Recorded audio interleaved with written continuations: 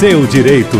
Juízes, promotores, advogados, defensores, todos em um debate para esclarecer o seu direito de consumidor. Seu Direito no site da Tupi, com a participação hoje da doutora Patrícia Cardoso, que é defensora pública, o doutor Vinícius Leal, representante do PROCON, e o doutor Jorge Tadam, advogado especialista em defesa do consumidor. Nosso tema hoje, doutor Vinícius, compra de material escolar. Uma coisa que eu não tenho visto, e quando eu era menino, inclusive tive a felicidade de ter me aproveitado disso, que era um direito, não é? E eu não tenho visto distribuição de material escolar pelas prefeituras e pelos governos estaduais também. E também o MEC, que fazia venda de dicionários em seus... pegava um caminhão, enchia de dicionários, de livros de história do Brasil e saía vendendo baratinho. Na livraria custava, digamos, R$80.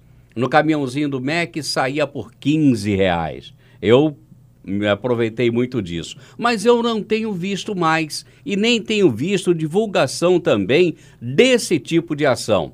Acabou, sou eu que tenho andado pouco pelas ruas. O que está acontecendo? O senhor tem informação, doutor Vinícius? É fundamental esse tipo de postura, né, para facilitar aí o consumidor em adquirir esses produtos, né? De forma que, por exemplo, a gente poderia...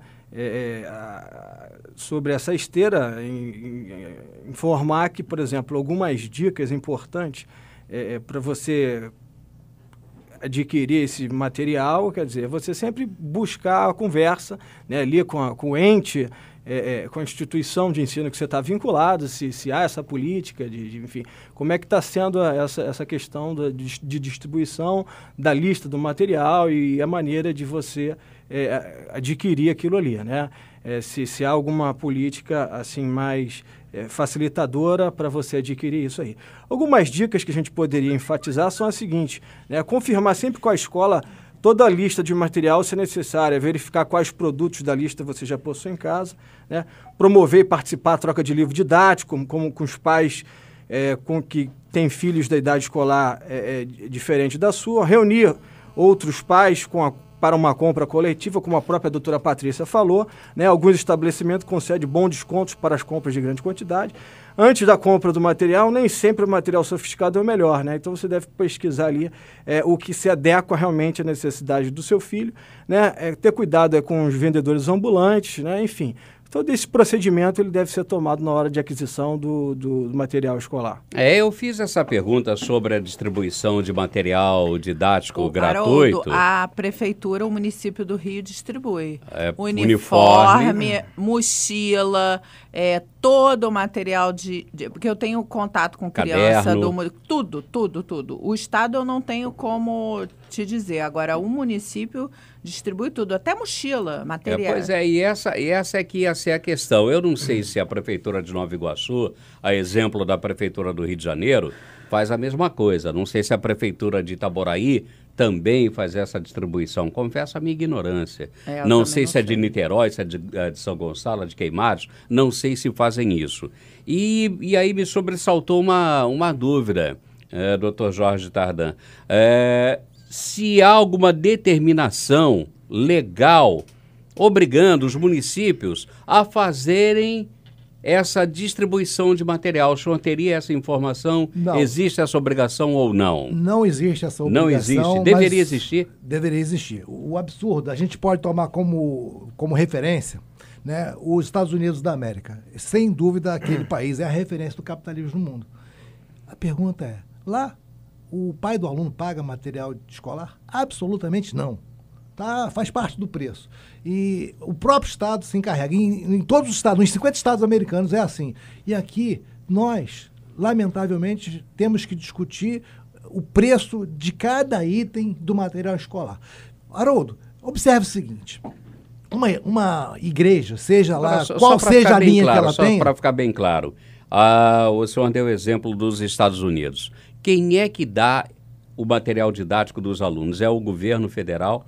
São os governos estaduais? São as prefeituras americanas? Quem é que dá o material didático para os alunos? Quando o ensino é público, o próprio ente lá responsável, o município, o estado ou a União, que se encarrega disso. Quando é privado, já está na planilha de custo, a escola já oferece o livro. O aluno nem tem que levar o livro. Esse negócio de carregar mochila, peso para casa, não faz parte da cultura deles. Esse monte de material que o aluno não usa no Brasil, que a verdade é essa, mais de 60% do material exigido em qualquer escola regular privada no país não usa 40% daquilo que eles pedem, porque existe por trás disso interesse econômico. Então veja o seguinte, tem que ser uma política de Estado. Vamos pegar a igreja, qualquer que seja a linha. Igreja, né, é isenta, tem imunidade tributária. Vem cá, por que uma escola tem que pagar? É mais importante a formação religiosa ou a formação do cidadão? Então, evidentemente, lá nos Estados Unidos da América, que são a referência do capitalismo, material escolar não tem tributo. Aqui no país, quando uma igreja compra alguma coisa, ela tem imunidade. Por que uma escola não tem uma imunidade? Para ficar mais barato. Né? A classe média que tem que pagar a escola privada porque já não acredita mais na pública. Então ele é onerado 2 vezes. Paga o tributo para ter escola pública? Não tem. E aí na hora de comprar material ele é onerado mais uma vez. Nós somos espoliados aqui. Então é por isso que a sociedade organizada é fundamental para combater esses abusos, esses absurdos. É um absurdo a classe média do Brasil aceitar esse encargo, né, tão grande no Brasil, especialmente, né, no material escolar. Há coisa de uns 2 anos, doutora Patrícia Cardoso, os professores chegaram a discutir a questão, não lembro se o termo era esse, mas eu vou usá-lo, da educação unificada. O que seria essa educação unificada? Livro de história para a 5ª série seria o único e o mesmo livro de história do mesmo autor a ser lecionado em todas as escolas de todo o Brasil. Isso, na opinião desse grupo de professores, que foi um grupo derrotado na discussão, na opinião desses professores, isso diminuiria o preço do livro e unificaria a qualidade da educação. Porque o filho do rico, o filho do pobre, o filho do classe média, todos estudariam no mesmo livro. É uma boa ideia essa ou não? Boa é a diversidade. Eu não concordo com isso, não. Eu fui professora de criança, fui professora universitária. Eu acho que, assim, as escolas têm que ter a liberdade de traçar uma linha de ensino. As escolas têm projeto didático-pedagógico, como é que exige o mínimo que a escola tem que ministrar nas suas aulas, o mínimo de conteúdo, mas, assim, a organização didático-pedagógica de cada instituição de ensino tem que ser respeitada, né? Inclusive porque a realidade dos alunos não é a mesma. Então, o material didático não pode ser o mesmo. Ou aquele menino classe A que estuda na escola particular e tal, tem uma realidade totalmente diferente daquele menino que estuda, não que seja, que tenha que ter um livro só para pobre, um livro só para rico. Não, imagina, não é isso. Só que cada escola tem que ter a liberdade de seguir o seu projeto didático-pedagógico, e isso inclui a eleição dos livros, né, do material didático, e também deve ser levado em consideração o público de cada escola, né? Até porque... Eu dei aula em escola municipal, nova, quando eu fazia faculdade de Direito, eu era professora do município, e dava aula para alunos de uma comunidade carente. E eu tinha um livro de estudos sociais que eu tinha aqui. E a família, ia para estudar a família. Aí lá no livro tinha assim, uma mãe branca, da cor branca, o pai branco, 3 filhinhos arrumadinhos, bonitinhos, que era a família. Né? Um de cada idade, todos filhos da mesma mãe, do mesmo pai. Falei, não, eu não vou dar aula de família com esse livro. Fui e elaborei o meu material. Porque a família da minha criança não era aquela. A família da minha criança era ele e a tia, ele morava com a avó, tinha os filhos do pai, que não eram filhos da mãe dele, as cores da pele não eram aquelas. Então, eu falei assim, não posso dar aula com esse livro. Eu estou exemplificando só para... Não, e o exemplo é maravilhoso. E acabar virando uma ditadura, imagina, não é? Deus se adota me livre. um único livro em todo o Brasil, né? Em todas as escolas do Brasil, para a 8ª série, ou para a 7ª, ou para a 5ª. Aí o uso político disso, não é? Nós tivemos, infelizmente, no Rio de Janeiro, recentemente, o uso político, dizendo, não, porque a prefeitura fez isso, fez aquilo, papapá, o prefeito fez isso, fez aquilo, né? No livro didático que era distribuído. Ainda tem o perigo da manipulação de informação e... Até de ideologias, não é? Até na faculdade, o professor fazia a cabeça do garoto lá que está na faculdade, dizer que o bom é ser de esquerda, que o bom é o Fidel, que o bom é aquilo. Isso é uma coisa, o cara já é um cavalão, já tem o poder de discernir. Agora, uma criança recebendo informações ideológicas através do seu professor ou do seu livro didático, não me parece muito correto. Não é, doutor Tardan? Essa tentativa de engessamento, vamos dizer assim, de uniformização, ela se deu num momento que estava em voga a chamada política do politicamente correto, né? Então, foi nesse momento que imperou, tipo aquela coisa, tirei o pau no gato, e o livro não pode falar isso. A negra lá do sítio Pica-Pau Amarelo. Enfim, então, quando se discutiu essa questão aí de uniformizar, né, nacionalmente os livros, era exatamente para enquadrar nessa coisa do politicamente correto, o que eu acho uma besteira, né? Eu acho que o professor tem que ter liberdade de contextualizar.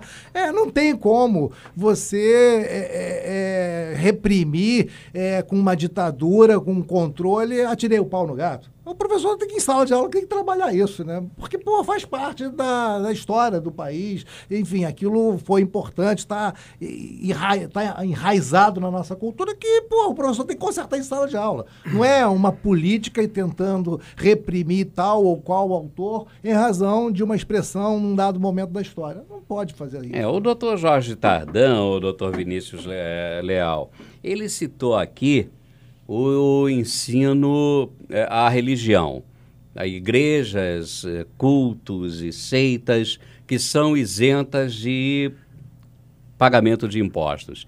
Eu deixei passar um pouquinho, porque ele é muito polêmico, e para voltar no assunto com o senhor, deixei passar um pouquinho, porque as escolas, as melhores do Rio de Janeiro, e as mais caras, são exatamente as escolas fundadas, dirigidas por instituições ou segmentos religiosos. O São Bento é caríssimo, não é? O São José é caríssimo. E vai por aí afora. Qualquer colégio que tenha padre, que tenha, né, guiando, orientando, custa uma grana preta, é só para a elite.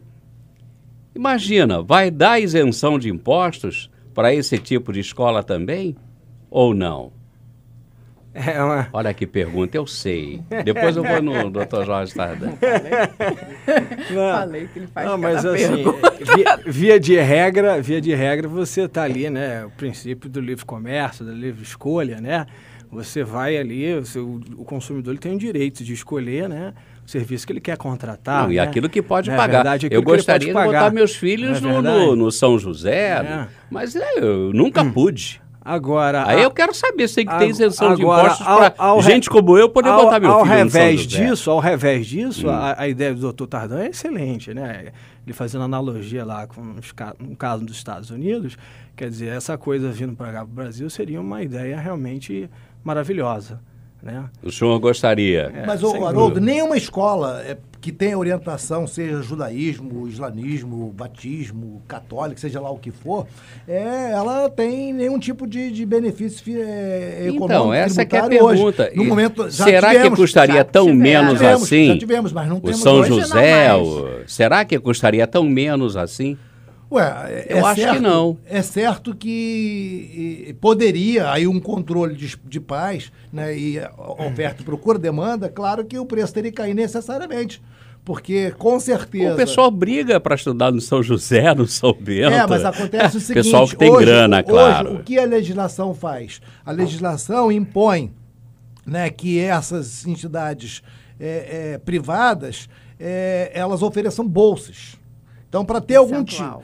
um percentual de bolsa. E, via de regra, aí acontece o seguinte, né, que também isso não é dito. Várias escolas, classe A, daqui da cidade do Rio de Janeiro, o que ela faz? Ela tem que cumprir uma determinada cota lá de bolsas. Ao invés disso, ela abre um curso de noite, ou abre um cursinho na comunidade, exatamente para não misturar esse aluno que seria beneficiário, vamos dizer assim, de uma bolsa, porque ele vem de uma condição social diferente e tecnicamente menor, ou seja, com uma formação pior. Então, para não misturar isso, ela cria um feudozinho isolado, né, para cumprir essa cota. E outras, e eu participei até de algumas reuniões, falam assim, não, acontece o seguinte, nós não queremos nenhum benefício do Estado, exatamente para não misturar os nossos alunos, classe A, com aqueles alunos que têm uma formação diferenciada. Então, aí banca um preço mais alto. Os pais se reúnem lá, não, a nossa escola vai custar mais alto, o preço será maior, exatamente porque a gente não vai oferecer nenhum tipo de bolsa. Enfim, são situações mascaradas, né? Então, na verdade, o ensino teria que ser público. Você pega, por exemplo, um país como a França, né? A escola privada até existe, mas, eventualmente, o filho do prefeito, o filho do governador, do deputado, seja lá quem for, tem que estudar junto com o outro, pô. Aí, certamente, nós teríamos uma situação muito diferente, pô. Porque é muito fácil, o filho do vereador, do prefeito, do governador, do presidente, tá lá numa elitezinha, e nós outros submetidos ao ensino público com controle horrível. Né? Agora, a gente tem ensino público de qualidade também, ninguém pode negar. Eu estudei em escola doutora pública. Patrícia Cardoso. Mas deteriorou muito, eu entendi, mas a gente tem ensino público de qualidade. Eu estudei em escola pública. O Pedro II, ninguém pode negar a qualidade do ensino. Mas é uma reserva constitucional, no Pedro II é uma reserva constitucional. Sim, mas mesmo assim é um ensino de qualidade e atende a meninos carentes também. Dá uniforme, dá sapato, dá tudo para os meninos. Isso não é divulgado. Sim. Mas esse trabalho social é feito, doutora Patrícia. Eu estudei, no Pedro II é sorteio, inclusive, para entrar. Eu estudei a vida inteira em escola pública. Não foi no Pedro II, foi no Instituto de Educação das normalistas. Já não era uma escola de elite.